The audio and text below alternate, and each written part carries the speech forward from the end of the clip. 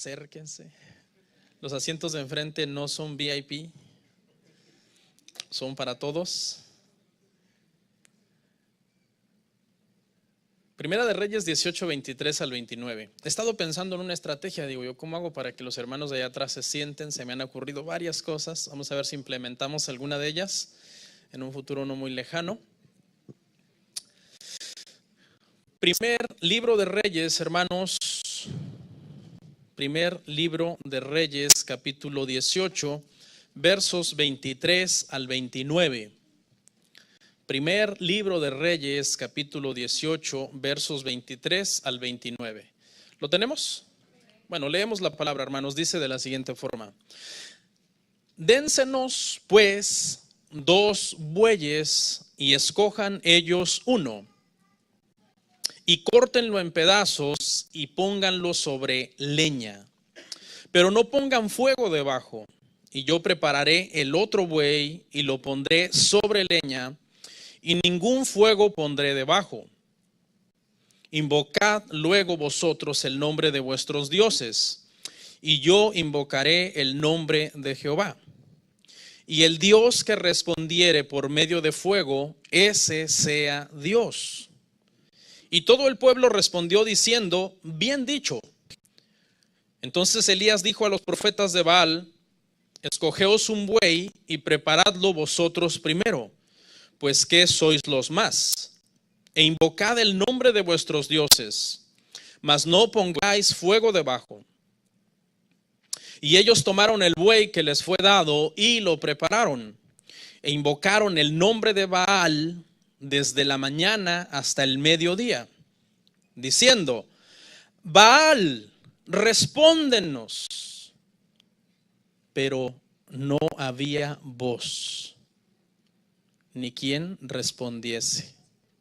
Entre tanto ellos andaban saltando cerca del altar que habían hecho, y aconteció al mediodía que Elías se burlaba de ellos, diciendo: gritad en alta voz, porque Dios es.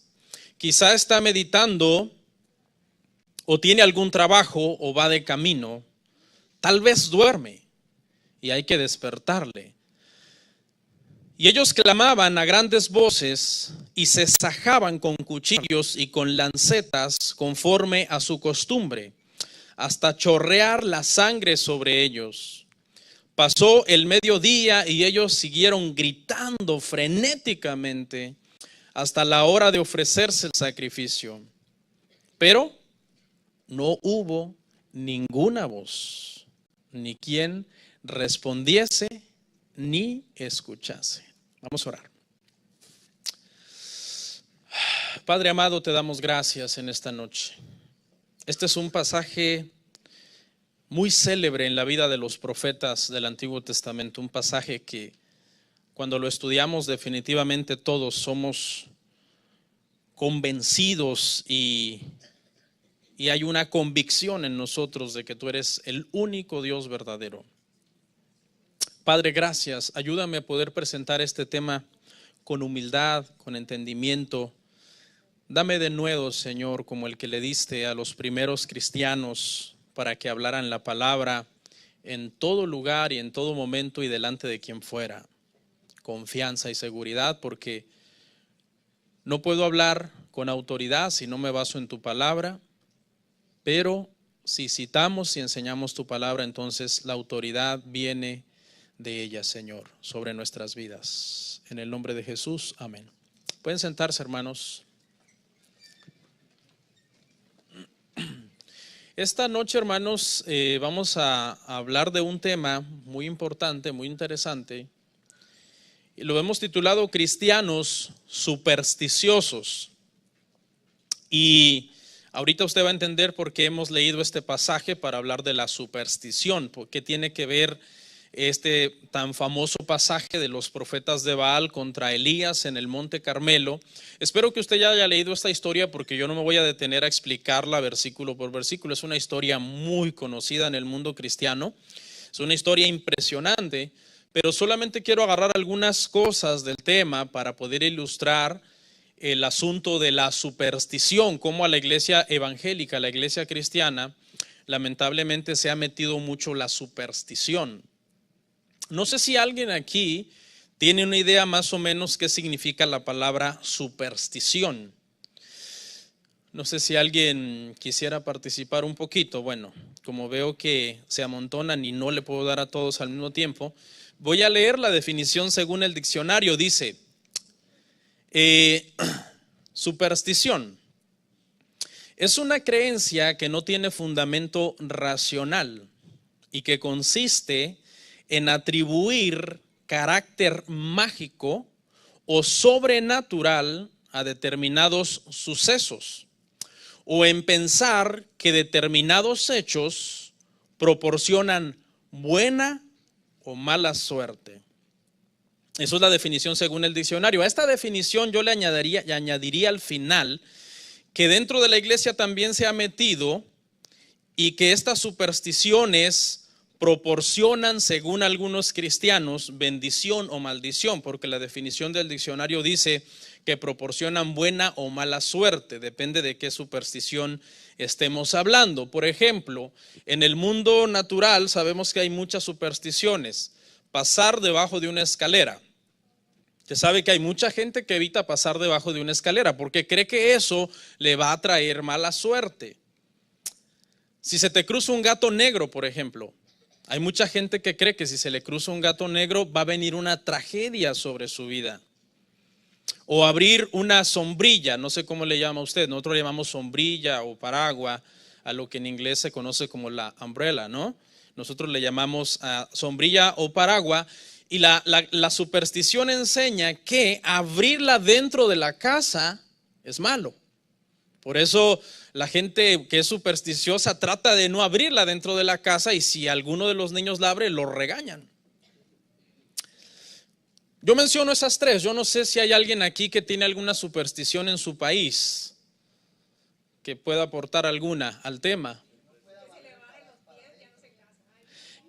Que si le barren los pies a alguien ya no se casa.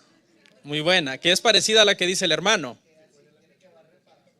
Que tiene que barrer para afuera, no para adentro, sino barrer para afuera. Esa no me la sabía. ¿Acá hay una más? Se te va el dinero. Me dicen acá que esta de poner la cartera en el piso y se te va el dinero, se te gasta, se te hace como agua, no el dinero. Acá hay otra, vamos por allá ahorita. Según otra superstición también, si rompes un espejo son 7 años de mala suerte. Acá.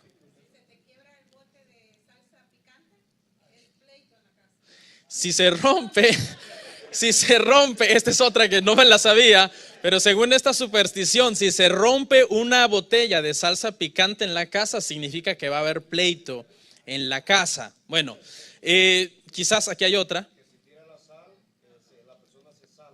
Si tiras la sal, si derramas la sal en la casa, viene una salación, como se dice, ¿no? A tu vida, una especie de maldición, una especie de mala suerte. Yo tengo otras, por ejemplo, acá el martes 13. El martes 13 es un día supersticioso en que se cree que pueden pasar tragedias, y hay gente que por eso no hace nada en martes 13, no se casan, no hacen fiestas, no van de vacaciones, no hacen nada porque creen que sí, el simple hecho de ser martes 13 les va a traer desgracia. Hay otros, por ejemplo, no sé si ha escuchado que alguien tuvo un mal día y dice, me levanté con el pie izquierdo. ¿Han oído eso? Esa es otra superstición. Aunque le parezca increíble, hay religiones, me parece que los musulmanes son unos de ellos, que al levantarse de la cama cada día son súper cuidadosos en poner el primer pie en el suelo que sea el derecho. ¿Ok? ¿Por qué? Porque para ir en contra precisamente de esta superstición.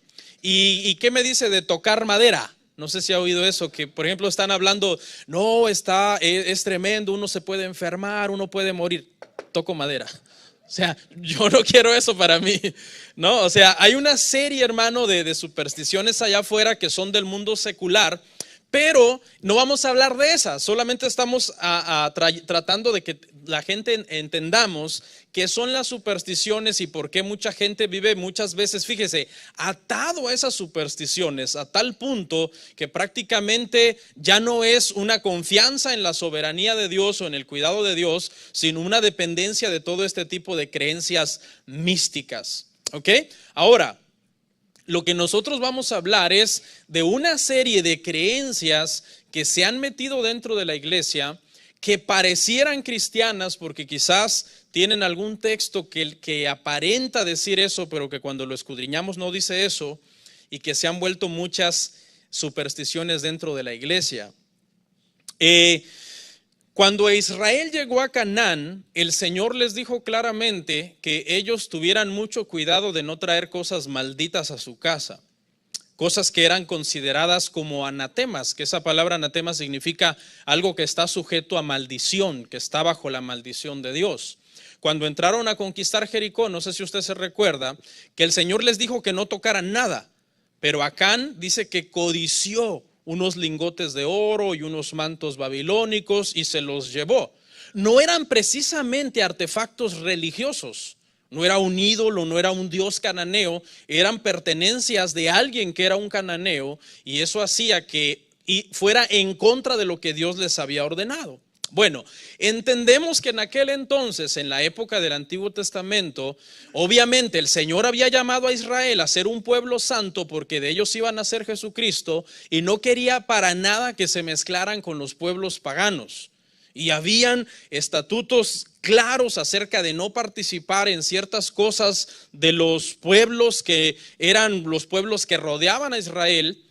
Pero basado en esos versículos de no traerás cosa anatema a tu casa, hay muchos cristianos que se han lanzado tras una cacería de brujas tratando de determinar que hay muchas cosas allá afuera de su casa que son anatemas, sin tener un fundamento bíblico, sin tener algo que verdaderamente en la palabra lo respalde, simplemente por el hecho de que yo creo, o alguien me dijo, o yo vi un video en YouTube, o yo leí una revista que dice que este artículo que está aquí está maldito y no lo puedo traer a mi casa. Mire, le voy a hablar de una serie de supersticiones que yo he oído a lo largo de los años en el cristianismo. Una de ellas es que muchos cristianos tienen miedo de acercarse a algunas ruinas antiguas, porque según la creencia, en estas ruinas antiguas donde se adoraba a muchos dioses, a muchas deidades,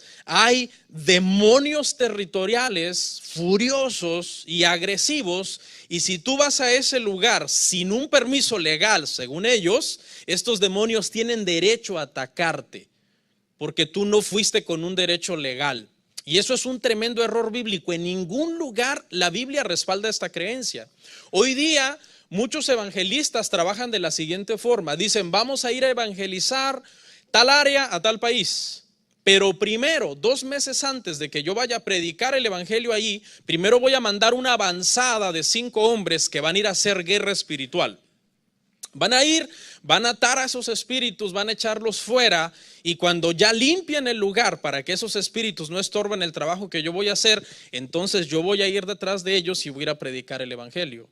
Pero en la Biblia no vemos que ningún apóstol haya hecho eso. ¿Por qué? Porque si nosotros decimos que el evangelio no tiene poder para que nosotros lo lleguemos a predicar desde un principio a un lugar, y que es necesario primero echar fuera esos demonios para que no estorben el evangelio, entonces ¿dónde está el poder del evangelio? Entonces el evangelio es algo débil, es algo que no tiene poder y que necesita que alguien primero guerree supuestamente para que después se pueda predicar. Eso no es bíblico. Habrán algunos pasajes en la Biblia que pudieran dar a entender eso, que había ataques demoníacos en contra de los predicadores, pero nunca afectaron a los predicadores. Los vamos a ver más adelante. Entonces, estas personas, muchos cristianos supersticiosos, si tú le regalas un souvenir, un regalo de que lo trajiste un día que fuiste a Teotihuacán o a Tikal o a Machu Picchu, depende en qué país tú estés, si tú le traes algo de allí, un figurín de barro, una especie de máscara de jade o cualquier cosa, inmediatamente ellos dicen, eso está maldito. Aunque no sea necesariamente un figurín extraño con colmillos, puede ser cualquier cosa de una mujer que está vendiendo algo, de eso trata la estatuilla, pero el simple hecho, dicen estos cristianos, de venir de esos lugares, de Teotihuacán o de todos los lugares donde hay pirámides, donde hay ruinas antiguas, están malditas esas cosas y no las debes de traer a tu casa. Tenga mucho cuidado con este tipo de cristianismo. Es un tipo de cristianismo demasiado místico y con muchísimas supersticiones. Otros, ¿qué me dice de los cristianos que atribuyen un origen pagano a los juguetes? Por ejemplo, muchos cristianos dicen que prácticamente todos los juguetes de Disney, ninguna familia que diga que es cristiana y tenga un juguete de Disney en su casa, para estas personas automáticamente eres un anatema, eres un hijo del diablo. Yo no sé si usted tenga juguetes de Disney en su casa, pero si usted se topa con un cristiano que cree estas cosas, para él tú eres de lo peor. O sea, eres una persona, prácticamente tú eres un hereje, ¿ok? De hecho, muchas iglesias, cuando alguien llega y empieza a visitar la iglesia, lo primero que hacen es irle a hacer una limpieza a su casa. Y lo van a visitar y se llevan unas bolsas negras de basura y le tiran todos sus juguetes a los niños. Y les enseñan a los niños, te estamos tirando este mono porque este mono está endemoniado.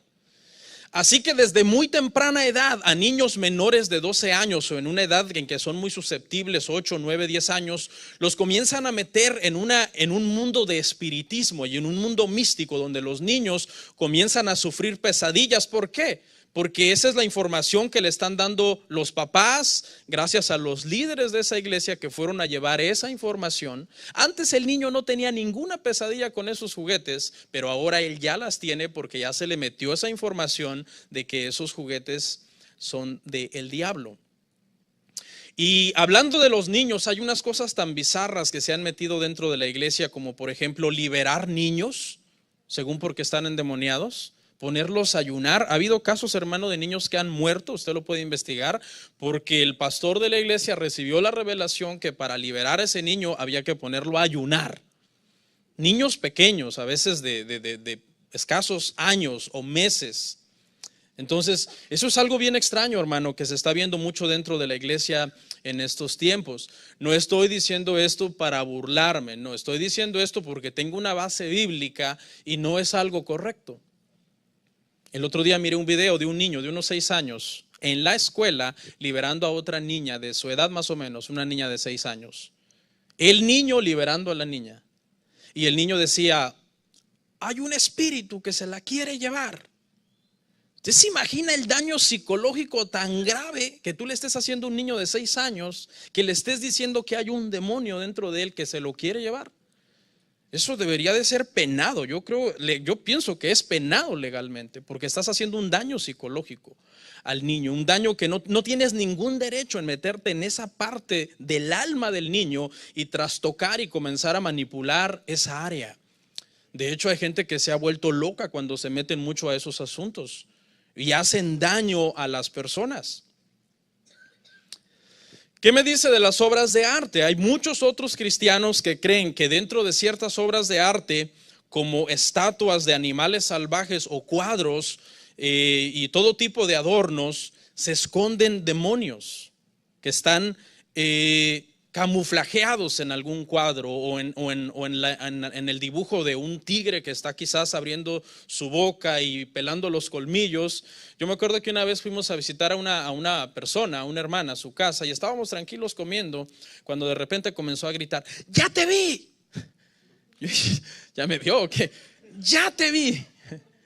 Pensaste que te me podías esconder, pero no, ya te vi, ahí estás. Y le estaba gritando a un cuadro. Entonces, ¿qué pasó, hermana? ¿Qué vio? Ahí está, mire, hermano Bernardo, mírelo. Está escondido atrás de ese árbol que está pintado. Hay una cara, no sé si usted la ve. Quizás es porque la persona cuando estaba pasando la brocha, ¿no? Por casualidad hizo 2 brochazos que quizás uno parecía un ojo y el otro ojo.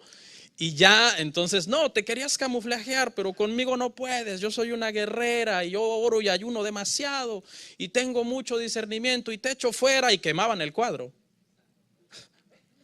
Wow, ese cristianismo existe, hermano. Yo sé que para usted quizás es extraño porque usted hace años que no lo hace.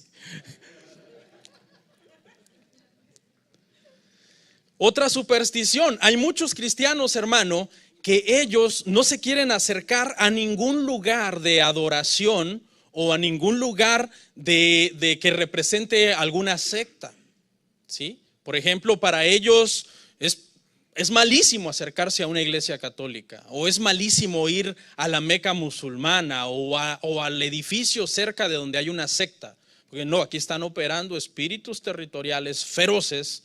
Yo no me puedo acercar a esa iglesia católica que está ya a una milla, porque no puedo. Si me acerco más, me van a atacar porque yo estoy dando pie de estarme metiendo a un lugar donde Dios no me dio permiso. Supuestamente eso no existe en el cristianismo.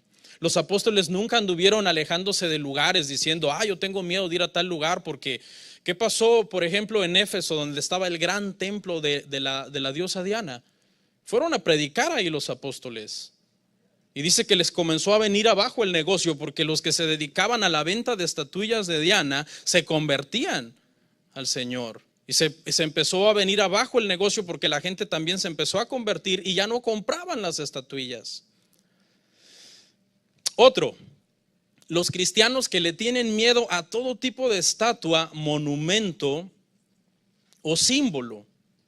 ¿Ok?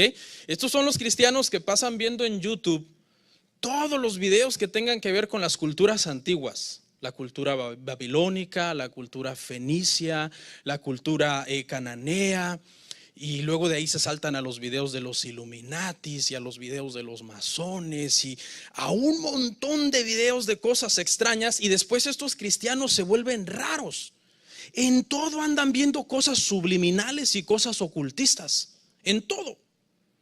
No, esa canción que están cantando ahí, si se voltea la cinta al revés, comienza a invocar a Satanás. Ese predicador es del diablo, ese cantante es del diablo.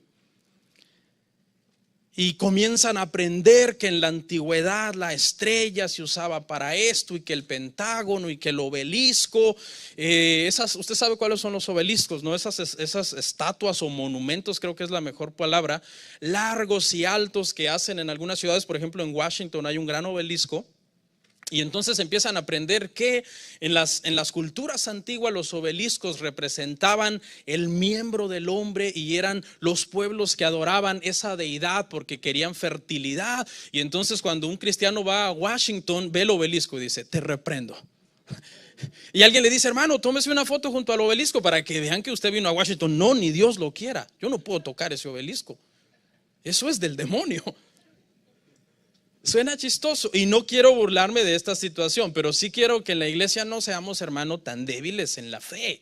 No tengamos una conciencia tan débil en estos asuntos. No todo lo que hay en YouTube es verdad, hermano. Eso que usted le da play a esos videos donde no sale nadie hablando, sino que es una voz como de robot. ¿Sabe por qué tiene esa voz ese video, no? Porque el que subió el video lo subió de tal forma que todo lo que él subió fue como una especie de documento, que la computadora va leyendo el documento que la persona subió al canal. Por eso es que no es una voz real, es una voz como de robot que no sabe ni pronunciar lo que está leyendo. Y entonces mucha gente de eso basa su teología, de esos videos que de las culturas fenicias, que de las culturas babilónicas, y se meten en una serie de cosas, hermano, increíbles. Y entonces después estas personas se dedican a criticar a todos los demás cristianos que no creen como él, que no tienen esa teología que él ha aprendido en YouTube en esos videos. En esos videos, por ejemplo, dicen cosas como estas, que detrás de todo ídolo, de toda virgen, de todo santo, lo que sea católico, hay un demonio listo para atacarte. A la luz de la Biblia eso no es cierto. Conforme avancemos lo vamos a ver. Dicen que, por ejemplo, hay figuras geométricas que tú no deberías usar. Así que si eres cristiano que crees en esto, no puedes ser ingeniero o arquitecto, porque tienes prohibido dibujar un pentágono, tienes prohibido dibujar una pirámide, dibujar un triángulo, porque el triángulo del ojo que todo lo ve, eso representa a Satanás.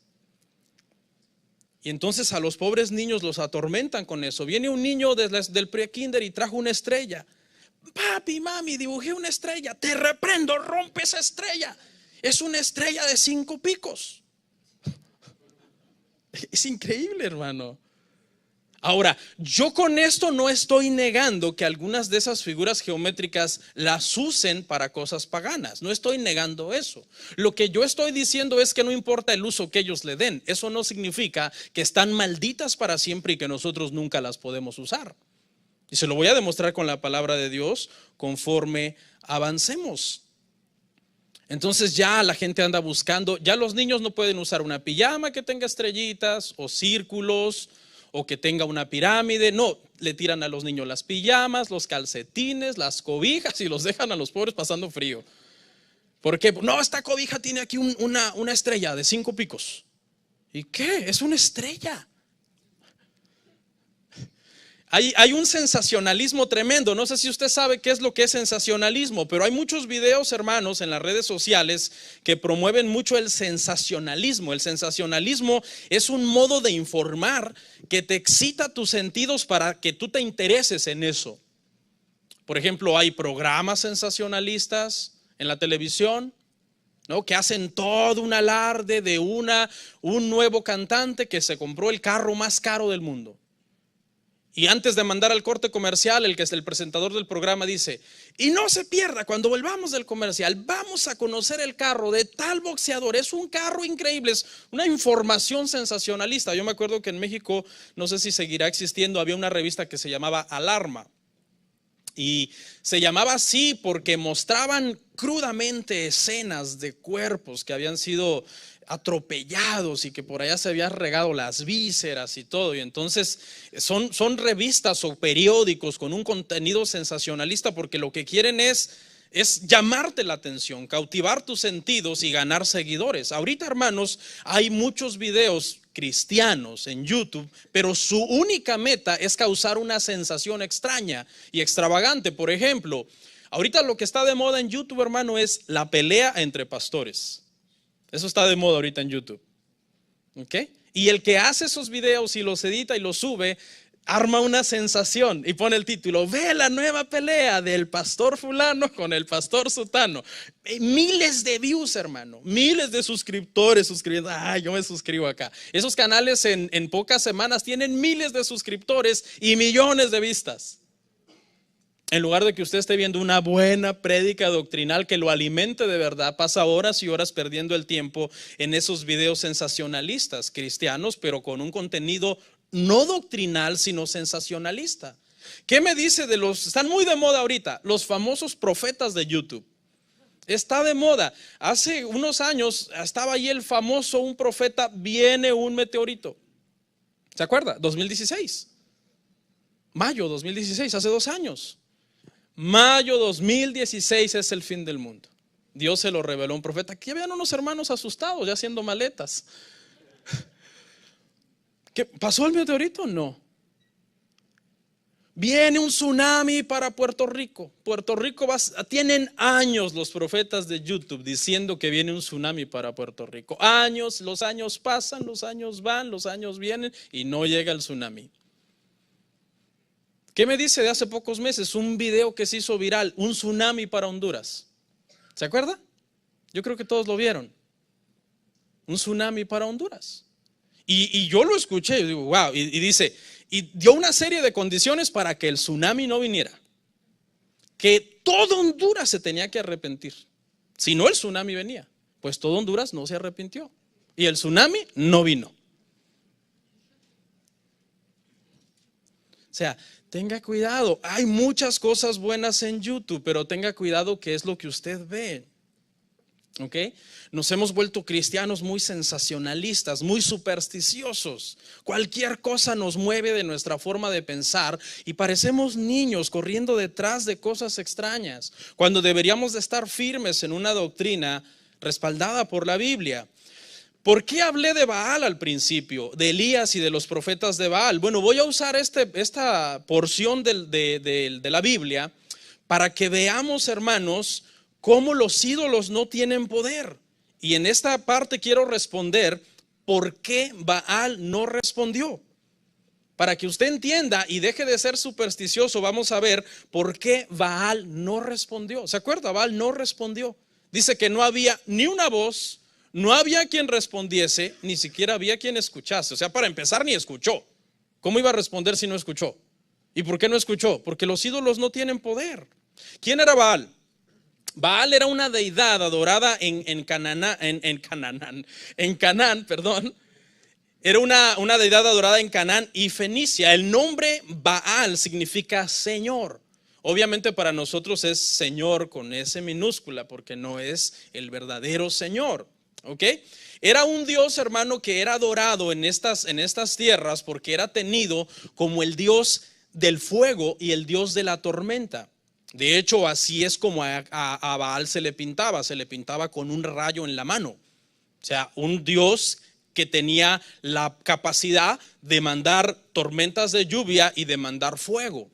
Era también tenido como una deidad que a través de sus lluvias hacía que la tierra fuera fértil. Y también tenía la capacidad de traer bendición sobre las mujeres para que fueran fértiles y tuvieran muchos hijos. Ese era el culto y ese era el concepto que todos estos israelitas que están reunidos en el Monte Carmelo tenían de Baal. Lo tenían como el Dios prácticamente, que las cosechas eran gracias a Baal y que las mujeres tenían muchos hijos gracias a Baal y que era el Dios del fuego. Era una deidad completamente que promovía la promiscuidad en las naciones que adoraban a Baal. Su culto a Baal, el culto a Baal involucraba prostitución y todo tipo de sensualidad. ¿Okay? Era una deidad también cruel. ¿Okay? Por ejemplo, no lo busque, pero en Jeremías 19:5 dice que algunos israelitas sacrificaron sus hijos a Baal, su hijo primogénito, para poder apaciguar su ira. Lo vemos en el pasaje que leímos, dice que los profetas de Baal, para poder moverlo a misericordia, según ellos, se sajaban y se cortaban con cuchillos y lancetas hasta chorrear sangre por toda esa área donde ellos andaban brincando e invocando a Baal. Era una deidad bastante cruel. Dios le advirtió a Israel antes de que ellos entraran a Canaán: no adoren a los dioses de los cananeos. Pero ellos no tardaron en comenzar a adorar a Baal. Fue inmediatamente. ¿Quién introdujo a Israel a la tierra de Canaán? Fue Josué. ¿Qué libro sigue después de Josué? Jueces. Fue en el tiempo de los jueces, capítulo 3. En el último capítulo de Josué, Josué le dice a los israelitas: yo no sé si ustedes van a adorar a los dioses del otro lado del río, pero yo y mi casa serviremos al Señor. Después Josué muere y sigue el libro de los jueces. Inmediatamente cuando Josué muere, el pueblo de Israel, eso usted lo va a ver en Jueces 3:7, no lo traje. El pueblo de Israel se vuelve a adorar a Baal y a creer en todas estas cosas, que Baal era el que les mandaba la lluvia, que las mujeres podían tener hijos gracias a Baal, que Baal tenía el poder para mandar fuego, para mandar tormentas. Y se metió fuertemente la idolatría a Israel en los tiempos de Acab, que es precisamente el reinado que estamos viviendo. Pero no solo a Israel, la adoración se metió hasta Judá. Aún en Judá comenzaron a adorar a Baal. Esa cita la puede ver en 2 de Crónicas 28 del 1 al 2, cómo la adoración a Baal se introdujo aún en Judá. Ok, ahora entremos en nuestra escena. Y vemos, hermanos, que en este tiempo, cuando Acab y su esposa Jezabel, que la Biblia registra que Acab fue uno de los reyes más perversos de Israel, desvió al pueblo tras la idolatría y tras muchas cosas injustas que él hizo, el Señor levantó al profeta Elías, uno de los profetas más poderosos que vemos en la Biblia. El Señor levantó a Elías para que confrontara a Acab y pudieran de alguna forma frenar esta idolatría, porque prácticamente el pueblo de Dios se había olvidado de Dios. Y ahora tenían otro Dios en el lugar del Dios verdadero. Pero, ¿sabe qué fue lo primero que hizo Elías en su ministerio?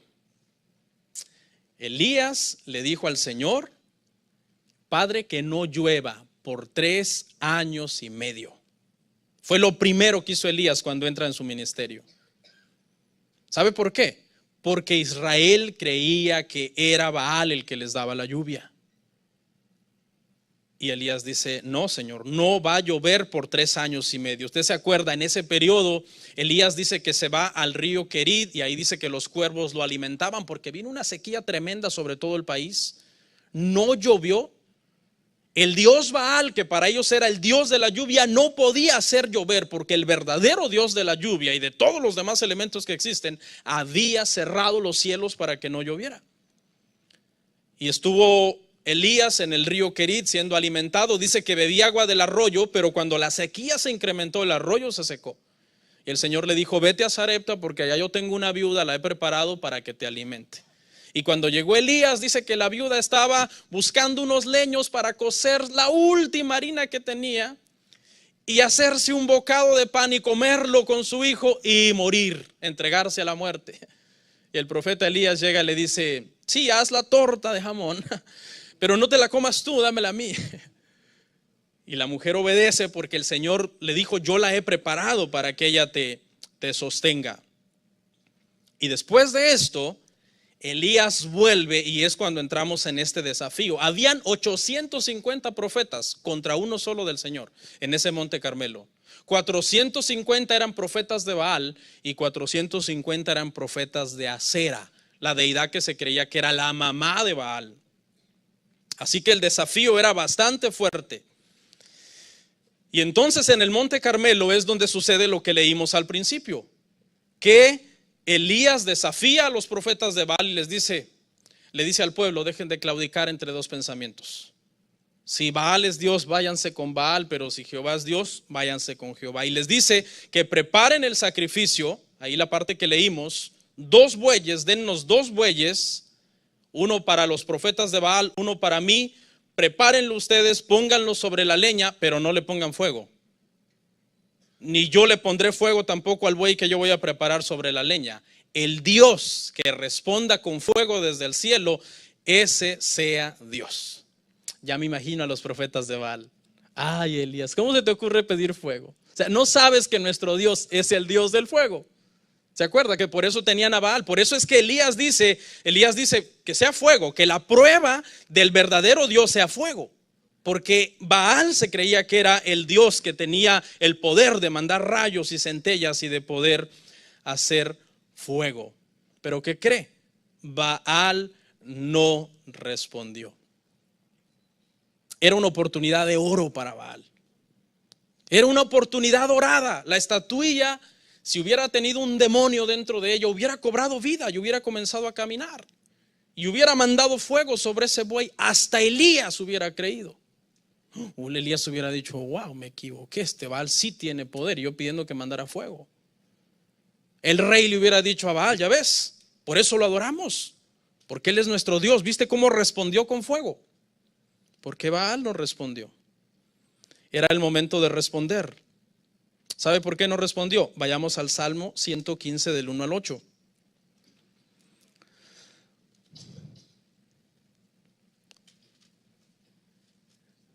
No a nosotros, oh Jehová, no a nosotros, sino a tu nombre da gloria, por tu misericordia, por tu verdad. Porque han de decir las gentes, ¿dónde está ahora su Dios? Nuestro Dios está en los cielos, todo lo que quiso ha hecho. Los ídolos de ellos son plata y oro, obra de mano de hombres, de manos de hombres. Tienen boca, mas no hablan. Tienen ojos, mas no ven. Orejas tienen, mas no oyen. Tienen narices, mas no huelen.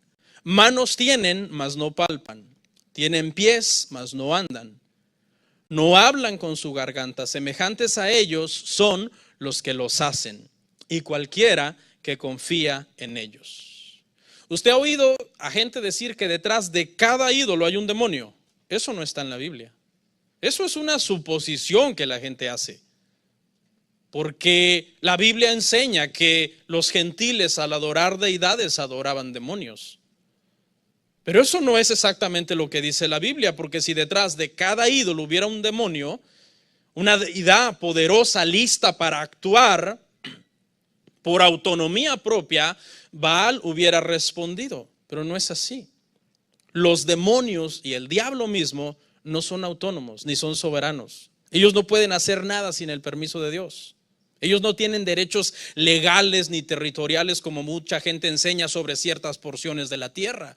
Hay gente que dice que para ir a predicar a India hay que atar cierto demonio, que para ir a predicar a México hay que atar cierto demonio gobernador principado que gobierna sobre todo México. O para ir a predicar a un país donde se practica mucho, qué sé yo, el musulmanismo. Siempre creen que debido a que en una región no hay mucho evangelio, es porque hay un demonio territorial que está operando sobre esa área. Pero mi Biblia dice, de Jehová es la tierra y su plenitud, el mundo y los que en él habitan. O sea, el Señor es el verdadero dueño y el que tiene el derecho legal de toda la tierra. Y el diablo simplemente es un mero mandadero. Ahora le hago una pregunta. El Señor, hermano, respaldó a Elías. El pueblo se quedó atónito cuando Baal no respondió, porque Baal no tiene poder. No tiene poder. Los ídolos no tienen poder. Tienen boca, pero no hablan. Orejas y no oyen. Tienen manos y no palpan, pies y no caminan. Pero cuando Elías invocó el nombre de Jehová, hermano, eso estuvo espectacular. No solamente descendió fuego para que quemara el holocausto, porque el holocausto era el buey. ¿Sí? El fuego tenía que venir, encender la leña para que la leña quemara al buey. No solo eso, sino que Elías había hecho alrededor del altar, puso la leña, puso el buey y alrededor del altar había hecho zanjas alrededor del altar y las llenó de agua.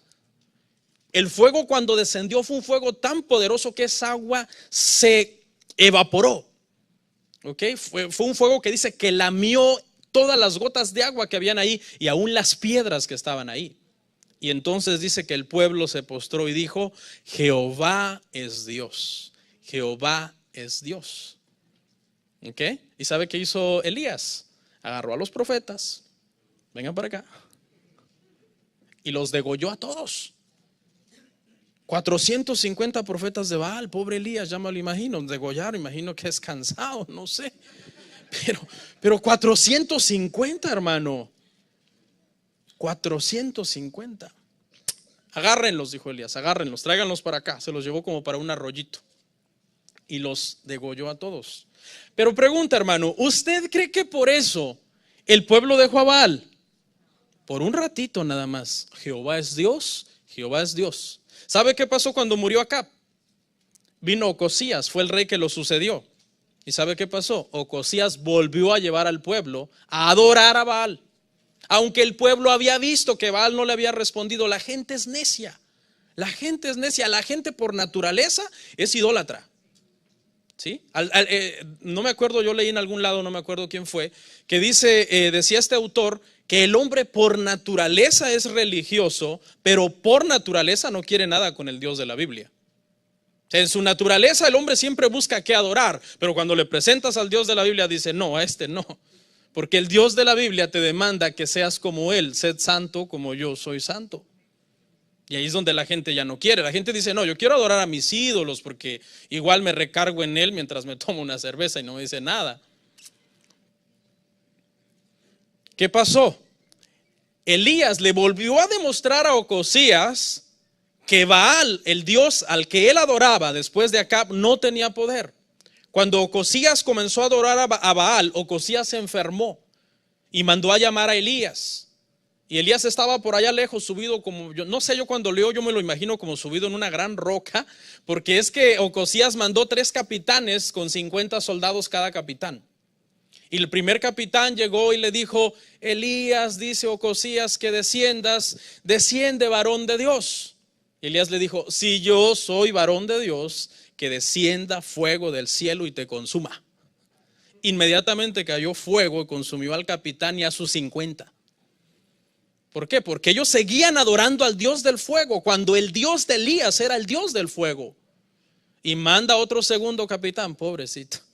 Y va al capitán con sus 50, Elías, que dice Ocosías que desciendas, desciende varón de Dios. Si yo soy varón de Dios, que descienda fuego del cielo y te consuma. Y otra vez, ya van 102 muertos. Y va el tercero y el tercero es más sabio y comienza con prudencia hablarle, Elías, por favor, desciende, mira que el rey te llama, y lo convence y Elías va. Pero sí ve, La gente es necia, hermano. Israel caía en apostasía cada rato y se volvían tras los baales y tras los dioses ajenos. Por eso es que nosotros no debemos ser tan supersticiosos, porque los ídolos no tienen poder. Mire, vamos a ver 1 Corintios 8:4. No hay dioses controlando la luna, hermanos, ni el sol, ni las estrellas, ni la tormenta, ni el fuego. No, hay un solo Dios verdadero. 1 Corintios 8:4. Acerca pues de las viandas que se sacrifican a los ídolos, sabemos, y subraya esa parte, que un ídolo nada es en el mundo. Un ídolo nada es en el mundo. Y fíjese con qué concluye Pablo. Y que no hay más que un Dios.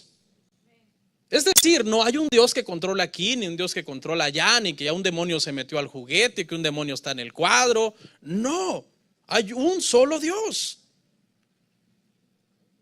¿Sabe qué poder tienen esas cosas, esas supersticiones? Tienen el poder que usted les da. Un poder supersticioso, no un poder espiritual, sino un poder supersticioso en donde, por ejemplo, si usted ve un juguete de Batman y usted dice, no, los murciélagos representan oscuridad. La oscuridad es del diablo. Y en ese momento usted en su conciencia comienza a pensar así. Y usted comienza a pensar que ya es pecado porque tiene una conciencia demasiado débil, aunque en ese juguete no haya nada. Ya después usted va a decir, yo no dejo ese juguete en el cuarto de mi hijo. Saber, toma vida a medianoche, le hace algo a mi niño. Pero es ¿por qué? Porque usted ahora ya desarrolló esa conciencia, usted ya le otorgó ese poder místico a ese juguete. Porque los ídolos nada son en el mundo. Y no estoy diciendo con esto que sea un ídolo, es simplemente un juguete. ¿Qué pasa con un cuadro? Igual usted quizás no había sido expuesto a ese tipo de enseñanza supersticiosa. Usted era un cristiano normal, ¿no? Y usted tenía un cuadro. Y usted nunca había sentido nada acerca de ese cuadro. Pero ahora alguien le dice, mira, es que detrás de los cuadros, no sé qué.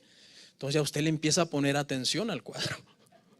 Hoy sí es cierto, tengo un cuadro de una pantera negra con unos ojotes que le brillan.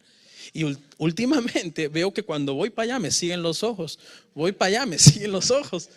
¿Por qué? Porque ahora usted ya entró en esa superstición, usted ya entró en ese juego. Ahora usted ya empieza a sentir una presencia en ese cuadro, una presencia maligna que lo está vigilando. ¿Pero es por qué? Es porque allí definitivamente la Biblia respalda que hay un demonio ahí. Eso no está en la Biblia, eso no es sola escritura. Nosotros nos tenemos que pegar a solo escritura, no a lo que tú aprendiste en un video de YouTube, hermano. Igual una artesanía. Hace poco una persona que fue a México me regaló una pirámide bien bonita.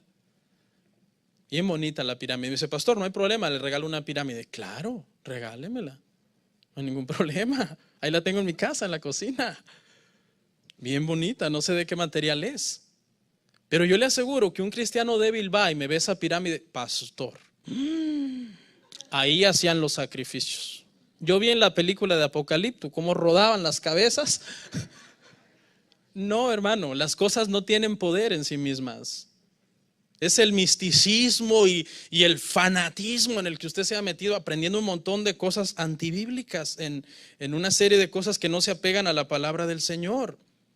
Claro, tampoco le estoy diciendo meta a su casa cosas grotescas y cosas monstruosas que a lo mejor a los niños les da miedo, ¿no?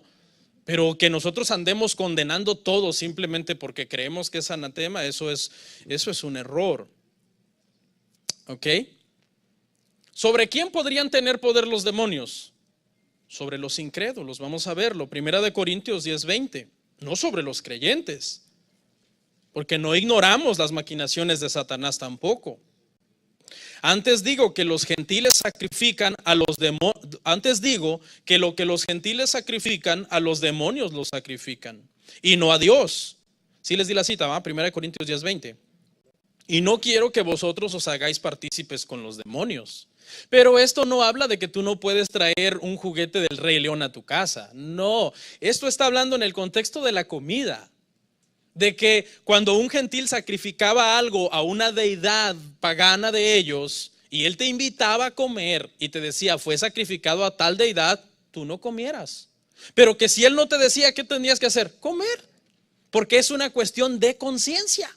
No es que la comida en sí tenga poder y que por haberte comido eso ya, por ejemplo, un día de una fiesta, qué sé yo, 12 de diciembre o 2 de febrero, no quiero decir que se celebra ahí, pero usted ya sabe. Alguien te invita a comer tamales, pues cómetelos. Pastor, pero es que me va a hacer daño, son del diablo. No, son de la hermana que los hizo. Por eso Pablo dice aquí, o sea, si por conciencia alguien te dijo, esto fue ofrecido a fulano o a sutano, no lo hagas, pero para no servir también de tropiezo a los débiles, ¿no? Pero no es porque sea pecado, es una cuestión de conciencia. Ahora, ¿qué pasa cuando tú eres demasiado concienzudo en algunas cosas? Se vuelven pecado para ti. Ya no porque sean pecado en sí mismas, sino porque no proceden de fe. Y todo lo que no procede de fe es pecado. Se lo voy a demostrar con la Biblia. Vamos a Tito 1:15. Escuche, todas las cosas son puras para los puros, es decir, para los creyentes. Mas para los corrompidos e incrédulos nada les es puro, pues hasta su mente y su conciencia están corrompidas. Ahí está el pecado, cuando muchas veces hay cosas que no son pecado en sí mismas, pero tu conciencia está corrompida acerca de un asunto. Pero mientras tanto tú puedes jugar con el Batman así, venga mijo, sígame, no pasa nada. Me voy a ganar la crítica de muchos en las redes sociales por esto, pero es que la Biblia no dice eso.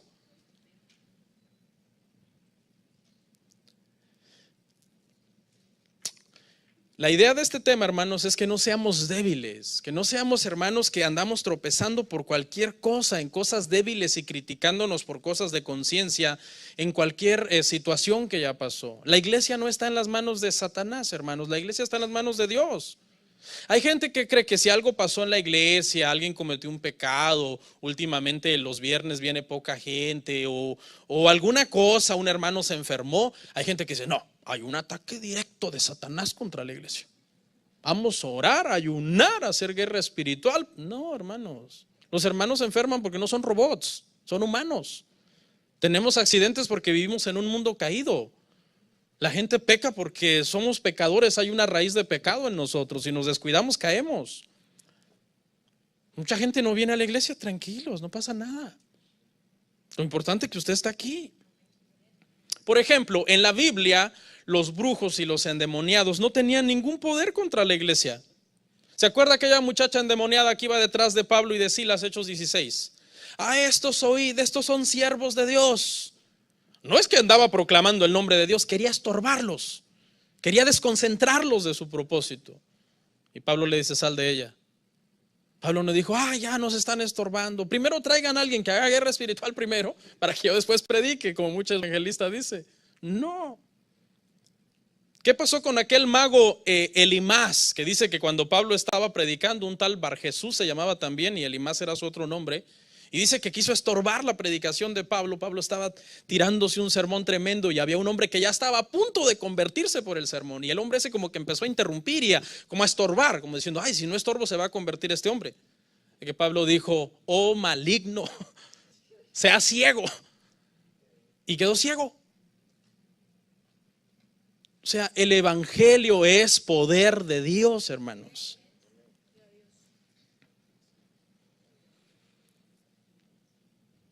Los ídolos no tienen poder. Hay muchas cosas supersticiosas que tú les puedes dar un poder supersticioso por tu misma conciencia y tu debilidad. Por ejemplo, un día llego acá a la iglesia y me encuentro allá en la puerta de la iglesia una gallina negra sacrificada en la puerta. ¿Qué hago? Pues la agarro y la tiro a la basura. Eso haría yo. Pero ¿sabe qué harían otras personas, hermano? Un hombre. Ataque directo de los santeros contra la iglesia. Voy a ayunar, a orar, vamos a hacer guerra espiritual, a limpiar toda la iglesia porque nos vinieron a tirar una gallina negra. No, yo simplemente la agarro, la tiro y sigo como si nada. Porque los sectas y todo eso no tienen ningún poder sobre nosotros, hermano. El pastor Miguel Núñez dice: yo no le arrebato al diablo mi familia, ni mi casa, ni mis bendiciones, porque todas esas cosas no están en las manos del diablo, sino en las manos de Dios. Nosotros tenemos que aprender a orar. En la antigüedad, fíjese cómo oraban los paganos. Los que querían riquezas le oraban a Júpiter. Los que querían ser poderosos en la guerra le oraban a Marte, el dios de la guerra. Los que querían conocimiento le oraban a Apolo. Los que querían amor le oraban a Venus. No van a empezar a orar a Venus, hermanos. Aquellos que dicen: ya, Señor, bendíceme. No. Nosotros, hermanos, los creyentes, todo lo tenemos en Cristo. Dice que estamos sentados con Él en los lugares celestiales. Y tenemos que aprender a pedir como Jesucristo nos enseñó: Padre, hágase tu voluntad. Así que tranquilos, bájenle a la superstición, al fanatismo, a la religiosidad. Si se va a meter a YouTube, métase a ver algo que de verdad lo edifique. Aléjese. Mire, cuando usted ve a un cristiano, hermano, que anda con cosas que de las fiestas y que de los días de la semana y que de las comidas y que que no, aléjese y cuénteselo a quien más confianza le tenga. No han entendido qué es la gracia de Dios. Vamos a orar.